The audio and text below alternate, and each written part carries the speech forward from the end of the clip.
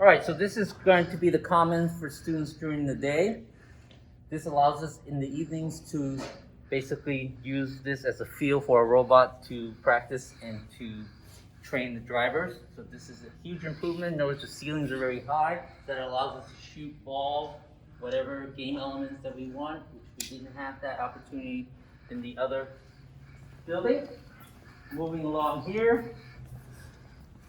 This is referred to as the assembly room, where we will basically design and assemble the robot.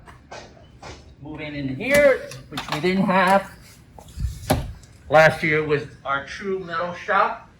So hopefully by September, we'll have all the shop tools, everything. As you can see, we're still unpacking. We're hoping to have a water jet in here and a CNC 4x4 or 4x8. Moving along. We have access to the wood shop.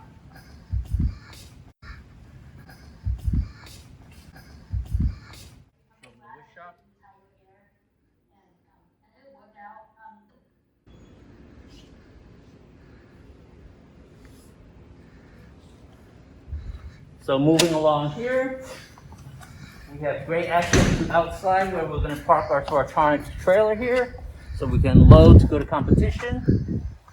Moving along, there's a room over there that's a storage room that we can store field elements. The great thing is there's a roof out here. We can actually build field elements out here and test robot if we need to. That trailer will be inside this parking area.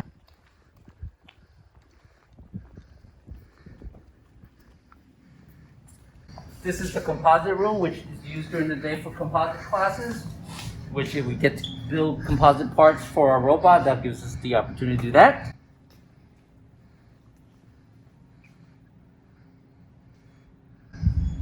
And we actually have a spray booth to paint the robot around the corner. Okay. And the nice thing is we can eat as a family here for dinner with our team. We actually have a lunchroom.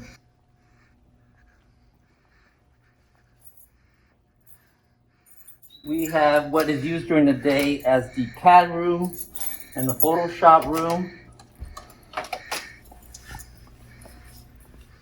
We can put the marketers in here if we need to, or even out in the commons. And the programmers in here. We'll have laser printer over here, some 3D printers over here. So they call this the a MakerBot room. I think we covered everything in terms of the different sub-teams. Thank you guys. Thank you for supporting the CTE building. Thank you for robotics. Thank you sponsors. Thank you mentors.